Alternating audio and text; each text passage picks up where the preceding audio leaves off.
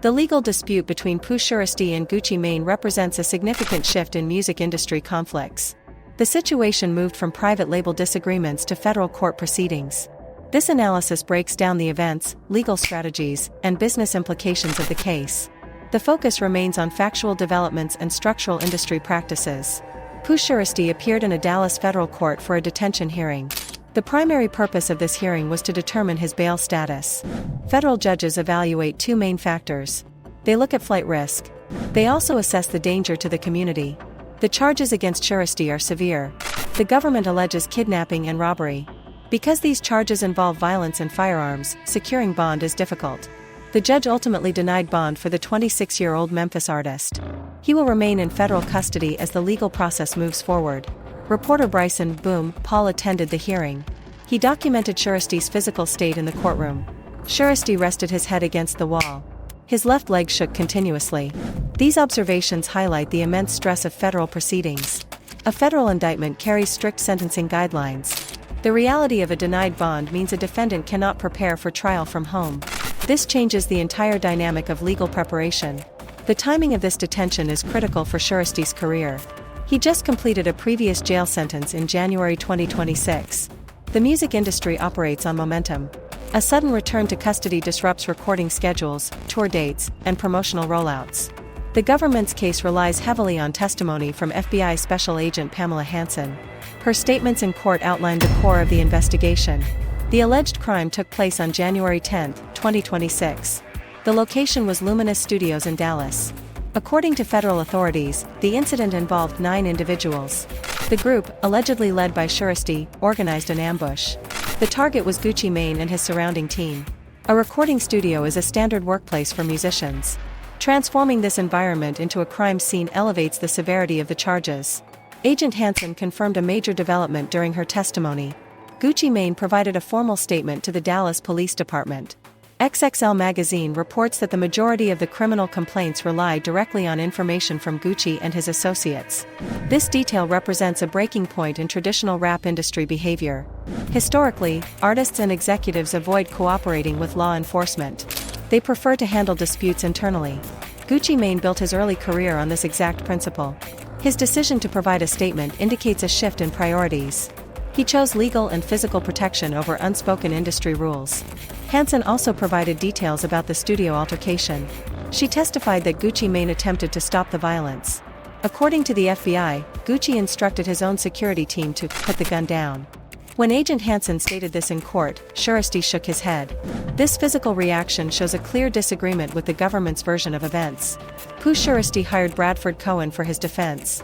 Cohen is a veteran attorney. He specializes in high-profile celebrity and music industry cases. His strategy in the courtroom was immediate and aggressive. Probable cause in the alleged kidnapping and robbery charges that Williams Jr. faces. He focused entirely on the lack of physical evidence and procedural delays.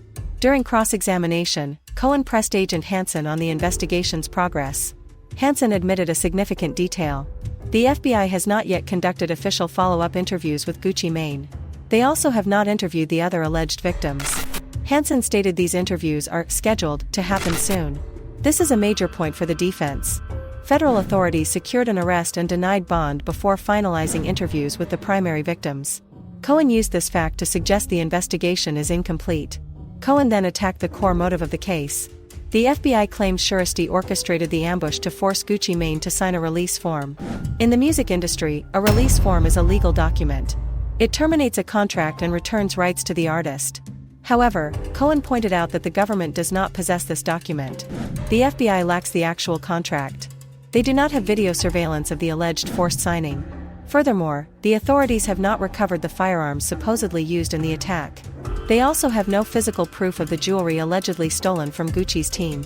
After the hearing concluded, Cohen held a press conference. He highlighted the timeline of the investigation. Watch to see if the guns were present, if the jewelry was present, and what didn't we hear today? The studio incident occurred on January 10th. Local Dallas police were involved that same night. However, Shiesty was not arrested until 3 months later. Cohen stated, "The FBI doesn't take 3 months to arrest someone. The FBI doesn't take 3 months to arrest someone If they believe everything that was said on the night that it occurred. This is a standard defense tactic. It introduces reasonable doubt.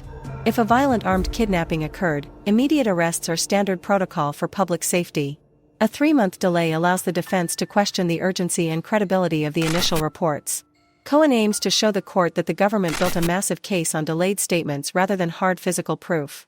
The legal battle is only one part of this conflict. The business relationship between Gucci Mane and Pooh Shiesty complicates the situation further. Shiesty is signed to 1017 Records. Gucci Mane owns and operates this label. Record contracts are binding legal agreements. They do not automatically terminate when artists have personal disputes. They do not end when an artist goes to jail. The label owns the rights to distribute the music. The label collects the revenue from streaming platforms, radio play, and physical sales. This creates a unique financial dynamic. Shiesty is currently in federal custody. Fans often stream an artist's music to show support during legal troubles. Every time a fan streams a Pooh Shiesty song, 1017 Records generates revenue. Gucci Mane profits directly from the artist he is currently opposing in a federal investigation. This power imbalance explains the alleged motive behind the studio incident. A release form would free Shiesty from this financial structure. Without that form, Gucci Mane retains total executive control over Shiesty's catalog and future releases. The mentor-mentee relationship has entirely dissolved, replaced by a strict corporate hierarchy. Gucci Mane did not release a public relations statement regarding the court case. Instead, he released new music. He dropped a track titled Crash Dummy. This song directly addresses the current legal situation. It targets Pooh Shiesty and another 1017 labelmate, Big 30. The lyrics serve as a public executive statement. Gucci raps, "Tell the truth, you went out like a real crash dummy / and after all that, boy, you still signed to me." Gucci, I'm gonna keep it real. I think you torpedo your legacy. This nigga is like a generational goat. This line achieves 2 goals. First, it criticizes Shiesty's actions. Calling someone a crash dummy implies they made reckless, self-destructive decisions. Second, it publicly reinforces the contract. Gucci is reminding the music industry that he still holds Shiesty's publishing and distribution rights. It is a calculated display of corporate leverage. Gucci also used the song to validate the FBI's timeline. He raps, "I thought it was a business meeting, but it was a setup." This lyric directly mirrors the federal affidavit. The government claims the studio session was an organized ambush. By repeating this narrative in a commercial song, Gucci controls the public perception of the event. He turns a formal legal complaint into a piece of digital content. This approach is highly analytical. Gucci Mane understands modern media consumption. Fans are more likely to listen to a new song than read a federal court transcript. By embedding his version of the events into the music, he ensures his narrative reaches the widest possible audience. This case highlights several major trends in the current music industry. First, it shows the growing intersection of music releases and active litigation. Lyrics are increasingly matching legal documents. Prosecutors often monitor artists' releases for timeline corroboration. In this instance, the label executive is using music to align with the prosecution. Second, it redefines the role of label owners. The era of executives keeping disputes entirely in the streets is fading. Protecting the corporate entity and personal safety now takes priority over traditional silence. Providing statements to local police and the FBI is a structural change in how rap labels operate during conflicts. Third, it emphasizes the importance of physical evidence in high-profile cases. Bradford Cohen's entire defense currently rests on the missing release form, missing video, and missing weapons. If the government cannot produce these items, the case becomes a battle of verbal testimonies. In federal court, securing a conviction purely on verbal statements from rival business partners is difficult. The immediate future of this case depends on the FBI's scheduled interviews. Federal agents must officially interview Gucci Mane. They must also interview the rest of the 1017 team present at Luminous Studios. These interviews will lock in the official testimonies under penalty of perjury. Bradford Cohen will use the discovery process to demand the missing physical evidence. He will likely file motions to dismiss the charges if the government fails to produce the alleged release form. He will also continue to highlight the 3-month gap between the incident and the arrest to undermine the prosecution's timeline. For Pooh Shiesty, the denial of bond creates a severe disadvantage.